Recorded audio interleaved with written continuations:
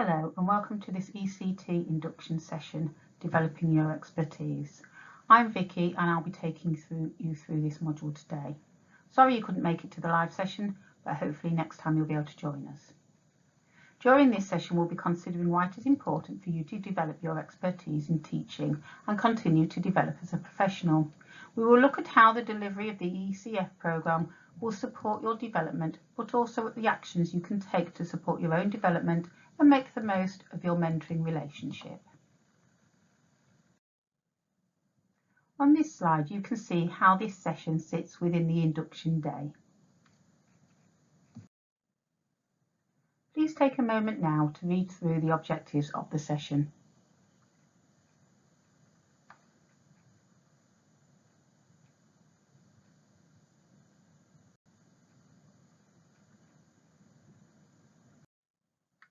This session and much of the induction day links directly to Standard 8 of the Early Career Framework programme as mentioned in session 1.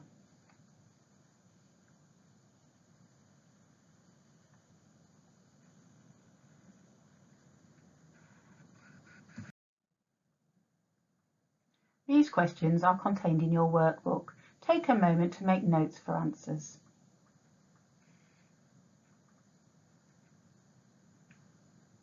The answer to question 1 is true. However, the relationship is not straightforward, and more significantly, we know that experience does not equal expertise. Teacher expertise is a complex area, but expert teachers have impact on pupil outcomes as a consequence of thinking and acting in the classroom, based on rich and detailed mental models that allow them to make intuitive decisions. Question 2 is false. Experts have accessible and usable knowledge with sufficient levels to make processes automatic. Question 3, true. Lots and lots of experience, but more importantly practice. Like in sports and in the arts, the best in those fields have dedicated hours and hours practicing on specific areas of their chosen discipline. These questions demonstrate the complex nature of teacher development. However, understanding how teachers develop can help you to think critically about your own professional engagement. There is no point at which a teacher cannot improve some area of their practice, but not all teachers develop at the same rate. The quote on screen is from Professor Daniel Willingham's book, Why Don't Students Like School, 2009. Willingham points out that just like our pupils, reflection and meaningful feedback are important fuel to support the development of your skills.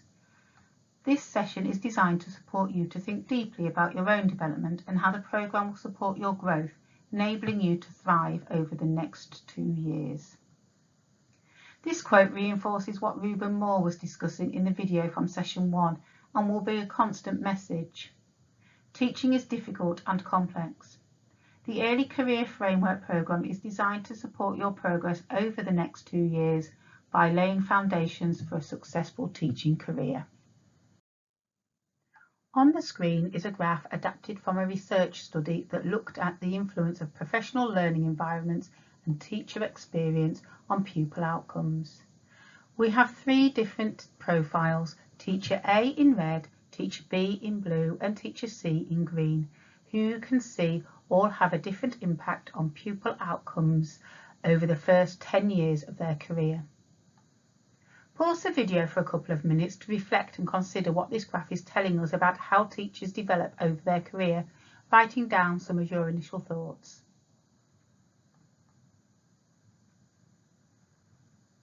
Welcome back. All 3 teachers have a sharp increase in their initial impact on pupil outcomes, but this starts to plateau around 2 or 3 year mark.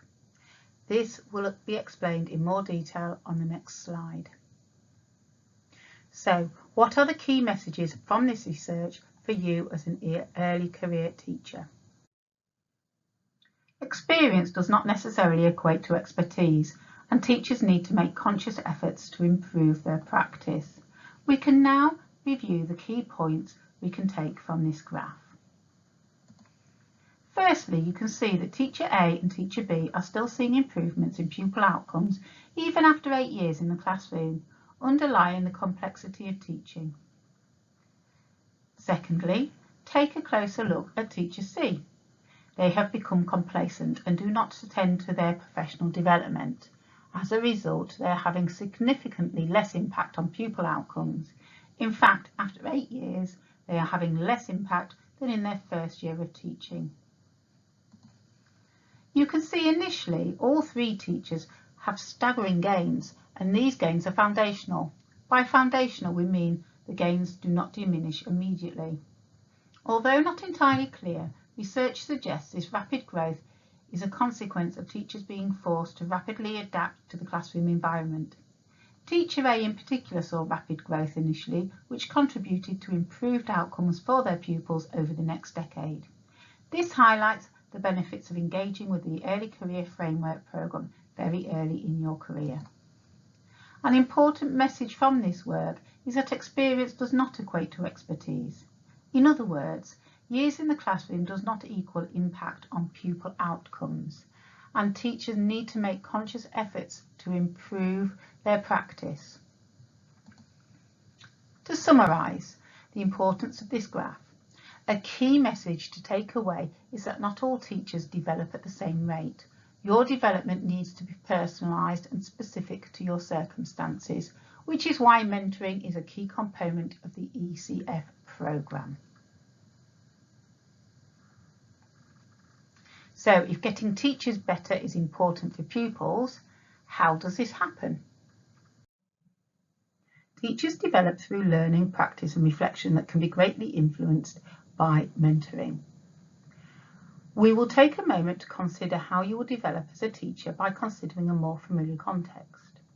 Take a moment to think about a learner driver, someone who has limited expertise in driving a car and is undergoing instruction to develop their knowledge and skill to attain competence. On the other hand, think about an expert driver, someone who has a wide range of expertise in driving a car in varied and unpredictable conditions.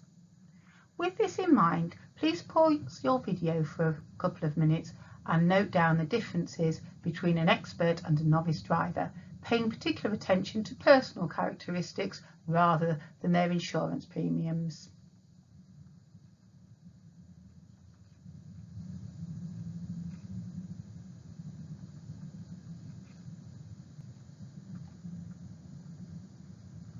Welcome back. You may have noted that a learner driver will have lower levels of driving competence, self-efficacy, they may feel that they are not able to drive, decision making and speed, learner drivers make more incorrect decisions and are more hesitant, responsiveness to unpredictable situations such as weather conditions, other road users or car problems.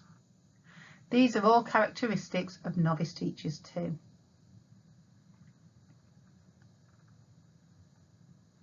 Now, consider how this analogy applies to teachers. What is different between a learner driver and a novice teacher? Consider how difficult it would be to learn to drive without an instructor. Would it be the same as learning to teach without a mentor to support you? We can actually look at both a learner driver and novice teacher with the same lens, and even though they may be operating in different domains, with expertise comes knowledge, skills and dispositions. Let's dive a little deeper and consider what are the key differences between a novice and an expert teacher. We can use a model to help understand how teachers develop, though as with all models they are an oversimplification and have supporters and critics. In teacher education, we can describe teacher expertise on a scale from novice to expert, as you can see on the right of the screen. Novice teachers have textbook knowledge and need close supervision. Competent teachers have good working and background knowledge and are able to achieve most tasks using their own judgment. Expert teachers are intuitive and have holistic grasp of situations. They achieve excellence with ease. As I explain the implications of research on teacher expertise, there is a reflection question to be considering. Can you recall any events or experiences that exemplify changes in your expertise as a teacher?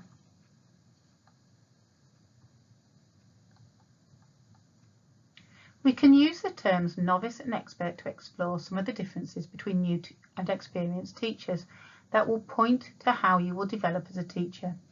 As mentioned in our starter quiz, research on teacher expertise is complex, but has shown that expert teachers see classrooms differently and make intuitive decisions and have greater impact on pupil outcomes. Expert teaching will apply to a very specific area of practice or context of an individual teacher.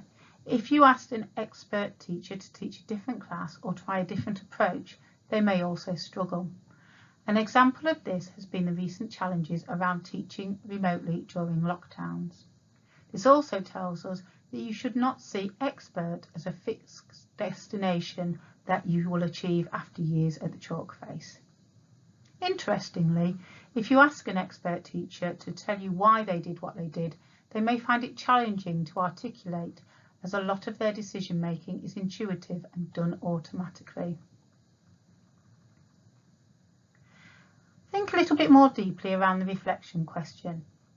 Can you recognise areas of your own practice where you have greater expertise than others? For example, COVID-19 may have prevented you from conducting group work or peer assessments, but mean you're highly skilled at remote teaching and technology-enhanced learning. Can you think of a time when you have asked a more experienced teacher to explain their decision-making and they found it difficult to articulate? So, what does this tell you about your development? Firstly, we've mentioned already that teaching is a skilled and complex profession and that it requires personal investment to continue to develop and progress. Your experience as a pupil in school can also shape your development and your perception of what teachers should be and do. You have had many thousands of hours of being in a classroom, but on the receiving end of teaching, so you must unpick practices you have experienced as a pupil. There are also habits you may already have formed that can be a challenge to your continued development. Consider the idea of wait time, or the time taken between posing a question and expecting a response. Research would suggest that a longer pause between posing a question and expecting a response from pupils will improve answers. Yet researchers have found teachers regularly do not leave more than about a second. This suggests habits can be really hard to rewrite. Fortunately, you have a mentor for the next 2 years who will support you through instructional coaching, more on this later, and focus your development on specific areas of your practice. As teaching is very complex, an important point to remember is that there is not one teacher out there that cannot improve some area of their craft. So far in this session, we have identified the need for teacher development and introduced a way of modelling it. So, what can teachers do to get better? We can revisit our analogy of a learner driver at this point. Take a moment to think about how a learner driver improves. Is it the same as the pupils in your classroom? Whilst there are similarities, in particular the importance of feedback, the learning taking place in an instructor's car is notably different to a classroom in that a learner driver develops through practice, reflection and continued learning. To get better, a learner driver will first learn about the specific knowledge or skill to be acquired. They then require a period of practice followed by reflection, which is supported by the instructor. So how do teachers get better? Actually, in the same way. Teachers can acquire knowledge of pedagogy and content, practice applying this knowledge both inside and outside of the classroom, and take the time to reflect on the practice and application. These 3 areas are interconnected, and there is no correct sequence of which activity takes place first. We will now briefly look at how the ECF programme will support your development in these 3 areas. Firstly, the self-directed study materials are available on the Brightspace platform for you to review each week. Little and often is preferable, so the information is presented in bite-sized chunks. There are pre-quizzes and quizzes to support your understanding of what you have learned. It should be added that you may be familiar with a lot of the content on the self-directed study from your training year, which is great. This means you can spend your time reflecting and preparing for your mentoring interaction. There are also videos of practice in classroom to support your learning and reflection. The weekly mentoring interactions will be really important in relating your learning to your practice and reflection. The weekly mentoring interactions are supported by our feedback model, a form of feedback protocol that will be reviewed in the next session. I should add, by practice, we are specifically referring to deliberate practice, where you will rehearse and refine a specific area of your teaching together with your mentor. Finally, the group seminars, which take place twice each half term, will have a mix of theory, practice and reflection to focus on your small area of teaching within your classroom. Session 4 of today's induction represents the first seminar for Module 1, and so there will only be one more seminar this half term. Now, you're aware of how you can get better as a teacher. We can think about what factors could help or hinder you with your development over the next year. On screen are 4 categories of factors that can influence your development. The categories are designed to deepen your reflection of potential challenges and opportunities such as those you experienced in your training year. Here are 4 categories of factors that can influence your development. Anchors keep you rooted on the spot and inhibit your development, such as habits you have formed as a trainee teacher. Barriers are negative issues that reduce the pace of your development, such as a lack of time to practice. Push factors are internal factors that promote your development, for example, your own drive or intrinsic motivation to become a better teacher. Pull factors are external factors that promote your development, such as the high expectations of your mentor. Pause the video to take a few minutes to reflect on these 4 categories and note them down. Can you think of examples across these factors in the past year? How did they impact on your professional development?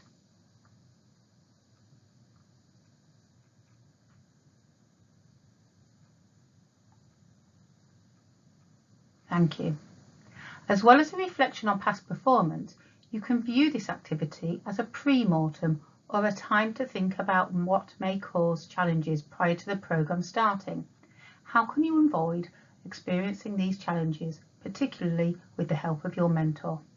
For example, if you consider a barrier to development is time management and competing priorities, you may benefit from reviewing your week with your mentor. Pause the video again to take time to note down what actions you could take now to best support your development.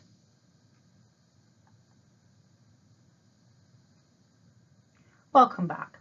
Hopefully you have been able to identify that your mentor is an invaluable component of the ECF programme and someone who will be able to directly support your reflection and practice. Let us now consider how you can make the most of your mentoring to get better faster. An important aspect of maintaining your well-being over the next year will be making conscious choices about where you choose to direct your focus. Take a look at your list of factors and actions that you wrote down from the last slide. Step back and consider, can you realistically control all of them? Are there factors that you cannot control, such as pupil actions or those dictated by school or national policy? Most teachers come to realise they cannot control a pupil's behaviour and can only control their own actions and responses.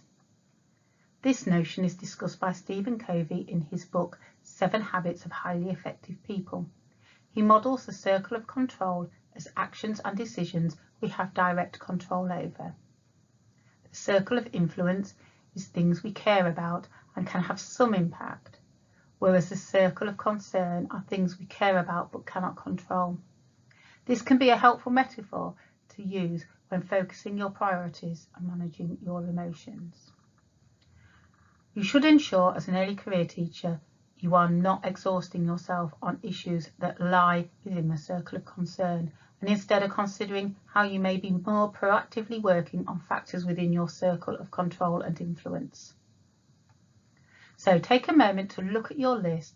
Can you categorise them into a circle of control, influence and concern? Pause the video for a moment whilst you do this.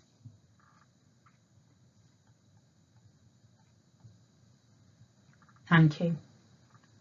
Your approach to mentoring is a key area within your control that you can have significant influence on.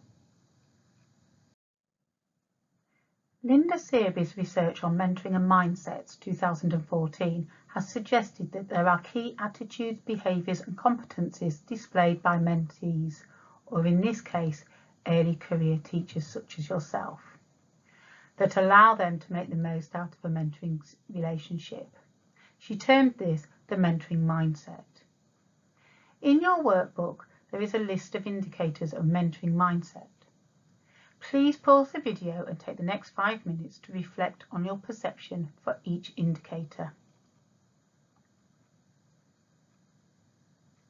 Welcome back. Now, consider which of these areas you think are your strengths and which of these areas you would like to develop. Again, consider specific actions that are within your own circle of control.